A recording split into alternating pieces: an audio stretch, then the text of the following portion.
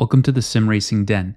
As the title suggests, you may have clicked on this video because you're either considering getting into sim racing, planning to upgrade your current setup, or maybe know nothing about it but are curious. This video will summarize some important things before diving in and purchasing your hardware. So why should you listen to me? Well, listen, I'm not an expert by any means, but I have dedicated a lot of my time to sim racing over the last 4 years, building my personal setup, researching and keeping up to date with the latest sim racing games, and testing different hardware and accessories on the market. I also struggled when I started out, unsure of what route to go. I've used both console or PC, I've tried different display options, struggled with what cockpit would be best to begin with, or what hardware ecosystem to build out my setup with. If I were to start all over again, I would consider some different things that I'll share with you. I'd say I've learned a lot along the way and made some mistakes too that ended up costing me more in the long run. And hopefully this video will help you avoid some of those mistakes, and in some way, if you're just unsure or overwhelmed with where to start or what things to even consider, this may serve as a helpful guide or checklist. Of course, this won't be a buyer's guide telling you what products are best to buy, but simply the things to consider before doing your research and purchasing. I realize budget will play a big part, but ultimately what you want to get out of the hobby and how to maximize your budget regardless of how much you want to spend. This video will be on the longer side, so sit back, relax, grab a drink or snack, and enjoy. First, let me discuss the 5 categories that I'll cover here. Number 1, PC or console. This is one of the first decisions you'll likely need to make and will dictate some of your hardware choices. Everything starts here, so I'll discuss some pros and cons of each. Number 2, wheelbase and manufacturer ecosystems. This can be one of the most overwhelming decisions, especially in 2023 with more players in the market now that the number of options has increased. So I'll break down some of the key brands and discuss cross-compatibility as well as belt-driven wheelbases versus direct drive ones. Number 3, pedals. These are often overlooked but are just as important as the wheel itself. Pedals directly affect your performance and ultimately your enjoyment of the hobby. There are also several different types of pedal technology precisely when it comes to the most critical pedal, the brake. Number 4, cockpits and mounting, the foundation to which everything is mounted to. There are many options here and things to consider, and I'll discuss some thoughts I have around future-proofing yourself. The cockpit decision should often be considered after deciding on the wheelbase and pedals to ensure it's suitable for your desired equipment. I'll discuss several scenarios here to consider. Number 5, displays. Lastly, but equally important, I will help you consider some essential questions when choosing a display, like a gaming monitor or TV, triple versus single screen, what refresh rate is best, flat, curved, or ultra-wide, and also discuss stands and mounting options to consider. One of the very first decisions you'll likely need to make when it comes to starting sim racing is how you plan to play the games themselves, and thus will also determine what equipment will be compatible. Several factors will likely influence this decision, one being budget obviously, and 2 being whether you already own a gaming PC or an Xbox or PlayStation console. Some context for you first. When I first started sim racing, I did not own a PC at the time. I only had a Mac at home for productivity stuff, but I did own an Xbox Series X. I wasn't sure how deep at the time I planned to go into this hobby, and also didn't fully understand the differences between using a console versus a PC for the purpose of sim racing. I can tell you it wasn't long before I switched to a gaming PC, and there are a few reasons why. The first thing to note is that using a console will likely limit what racing titles you can play. For example, games like iRacing are only available on PC. If this is a title you're interested in for its extensive online capabilities, then you won't be able to play this on an Xbox or PlayStation. However, there are several titles that are supported on both console and PC, for example like F1 2022, Asetek Corsa, and even ACC. Still, with a title like Asetek Corsa, you won't have the full ability to run mods using the very popular Content Manager program, which in my opinion was a huge reason why I switched to PC, as this game has so much more to offer from the addition of the graphics, car and track mods, a lot of which are free to use. However, you may be only interested in titles like Gran Turismo 7 on PlayStation or Forza Horizon for Xbox, and in this case the console might be precisely what you're looking for. But there's no doubt that for the most realistic simulation experience, you will find this on PC. Something else to consider is performance of these titles. As it relates to force feedback, for example, it's only sometimes consistent. For example, a PC can relay more detailed data and telemetry about the sim to the wheel and in turn provide a more detailed and realistic experience, as well as the ability to further customize the feel, if this is important to you. Another major thing to consider is that on a console, you're going to be locked to a single monitor or TV display, as support for triple screens is currently not available on either PlayStation or Xbox. So if this is something that you are either interested in now or later on, you may want to consider using a PC. It's important to note that not all wheels and pedals are compatible with consoles, but many of them are.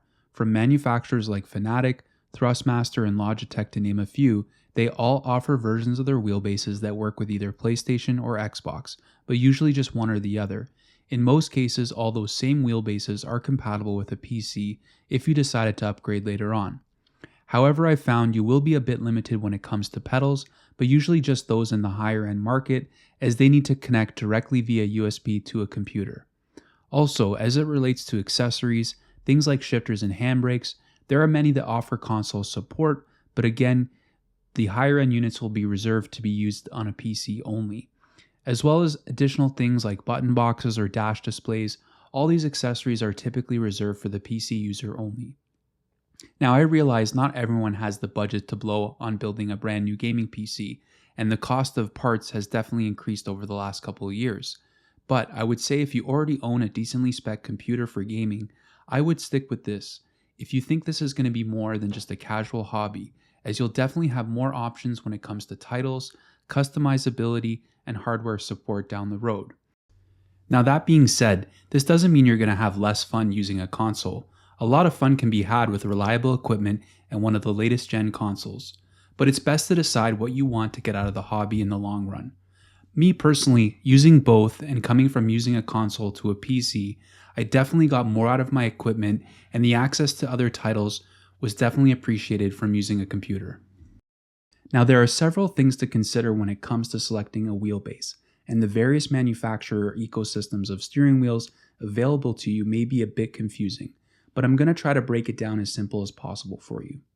At the entry level, you're typically going to find belt-driven wheels. These use a belt and a motor essentially to simulate the steering effects and force feedback.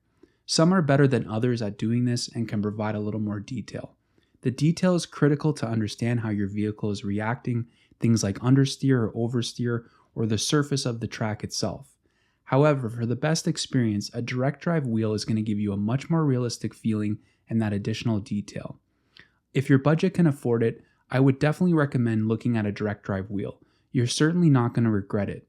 The market now has many great affordable options from companies like Fanatec, Logitech, Thrustmaster, and MOZA Racing, just to name a few.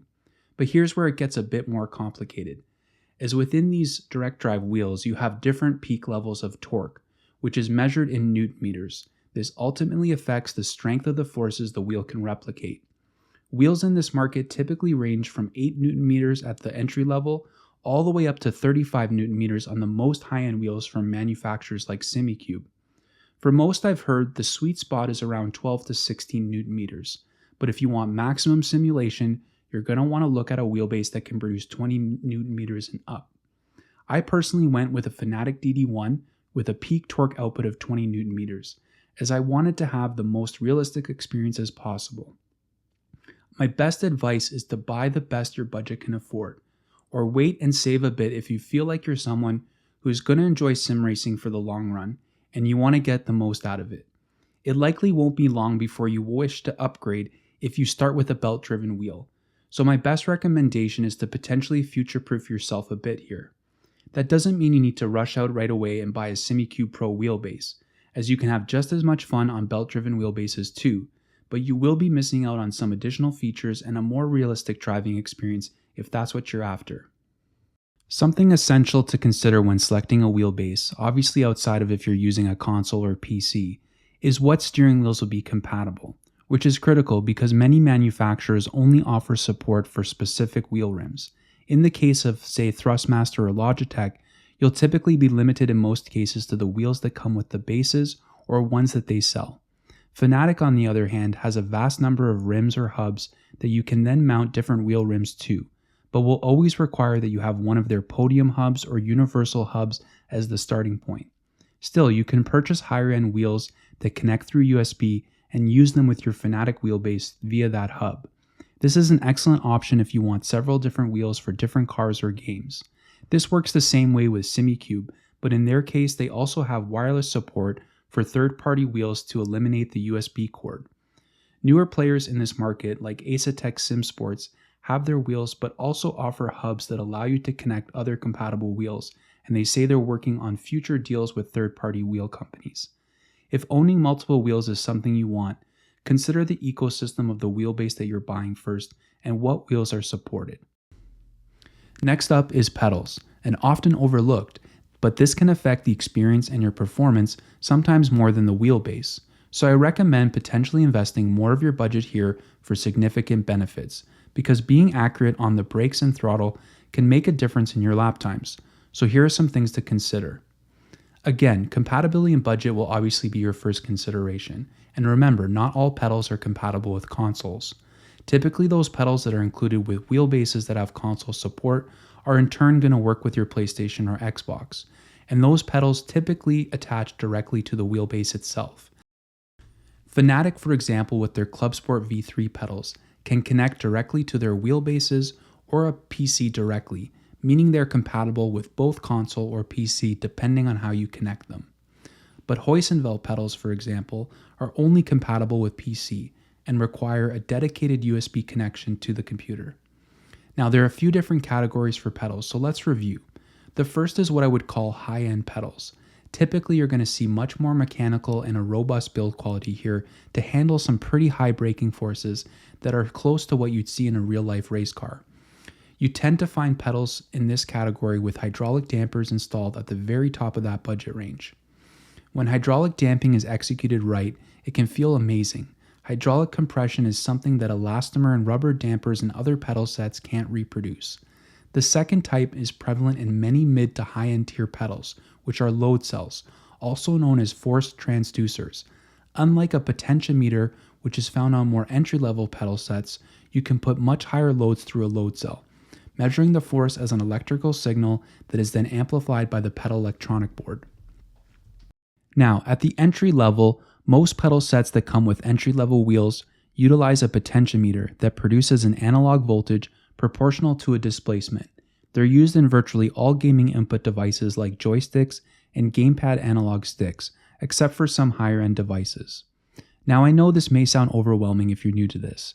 Still, the critical thing to remember is that often spending more on pedals will result in better build quality and more accuracy when it comes to throttle, but specifically to the brake, as this is the most critical pedal in sim racing and in real life.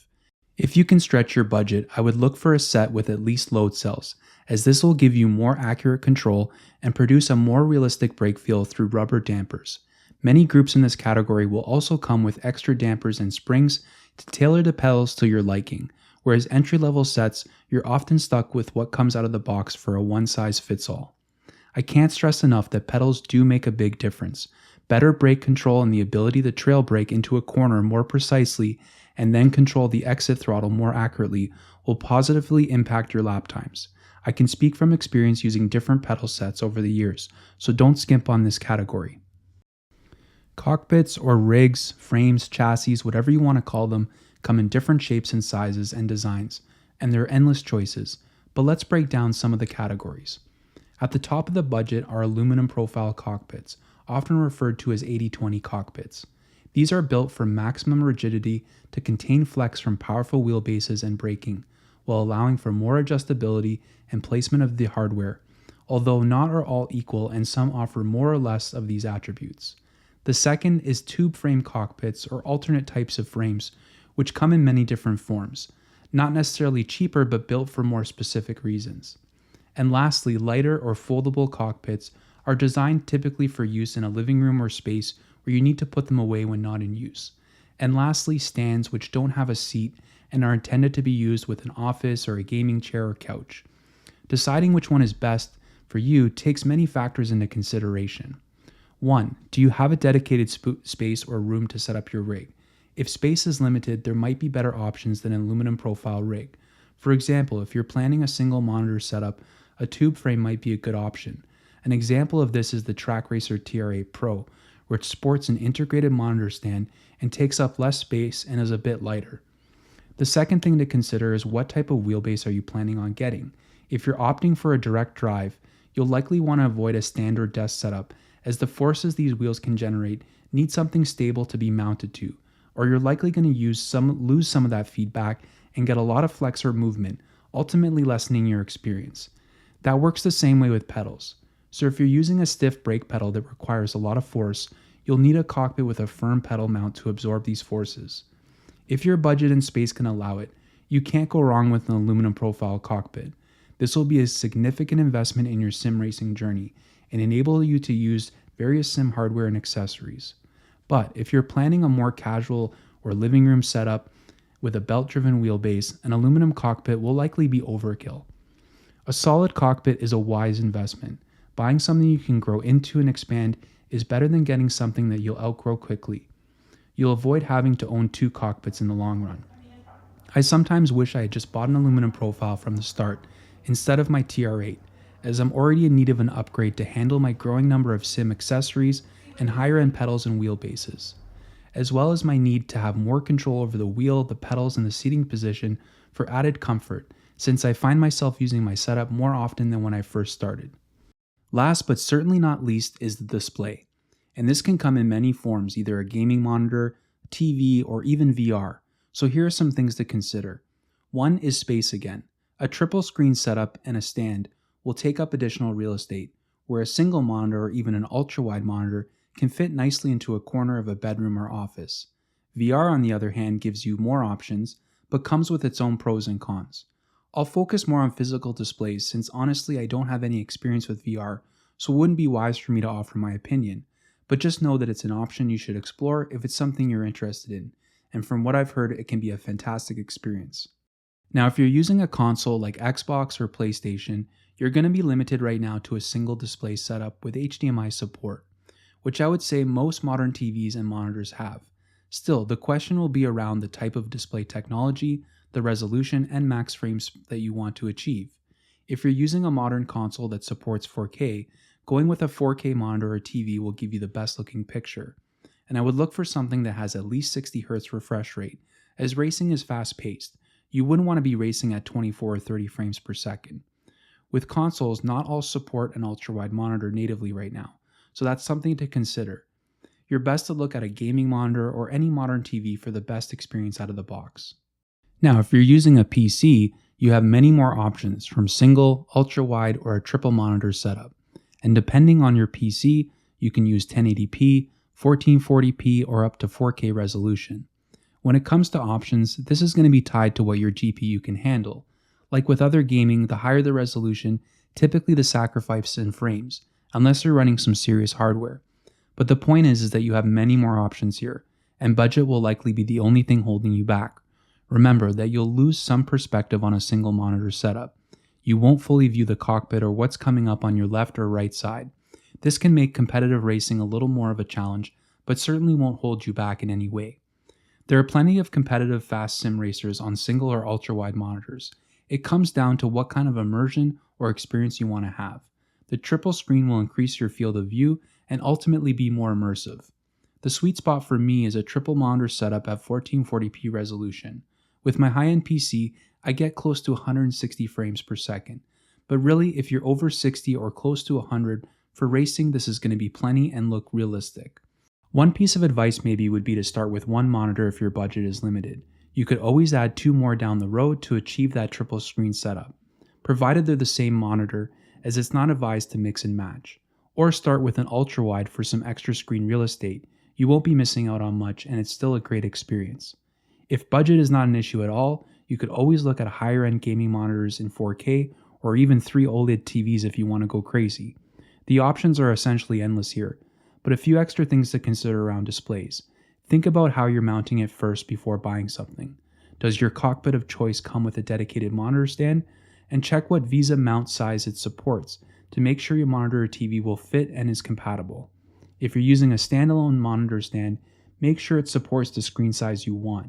I prefer a separate monitor stand as it allows for more independent adjustments outside of the cockpit, and you can get some vibration or movement slightly from forces output from the wheelbase or pedals.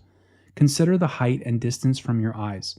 If you're using a TV or display on another surface like a TV stand or desk, you may have heard of the term FOV before, and I can tell you that if you care about the best experience, this is not something to take lightly. Getting the right FOV can affect your lap times and immersion.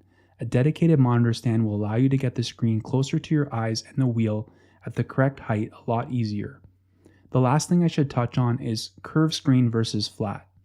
Really, this is not a huge deal, but curved screens will give you a slight illusion of the car's cockpit surrounding you and increase that immersion, but I wouldn't worry too much about it. This will come down to personal preference. I personally enjoy my curved monitors. It gives the feeling that I'm sitting in a car more, but this may be subjective. So if you're going with a curved monitor, look for something that's 1000R or 1500R curvature.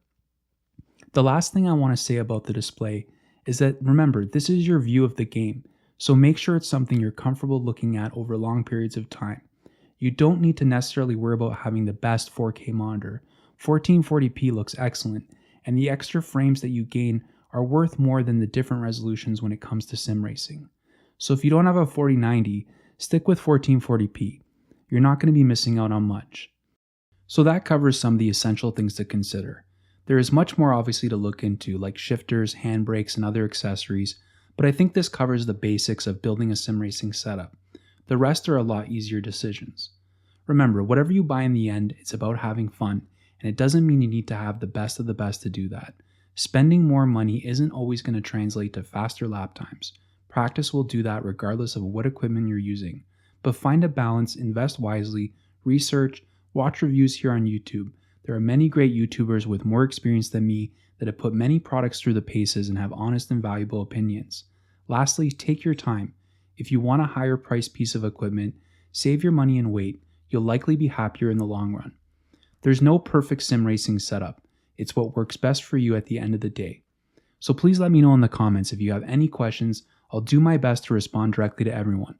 Also, let me know what you're planning for your setup, or maybe you're planning an upgrade. I would love to see what you bought and why, and I'm sure we can all benefit from the feedback here. I hope you found this video helpful, and if you're considering getting into this hobby and love cars and racing, I don't think you'll regret it. There is much fun to be had in a community full of like-minded people that are extremely passionate and knowledgeable, so I encourage you to reach out and get involved in groups online. Thanks for watching, stay safe, and happy racing.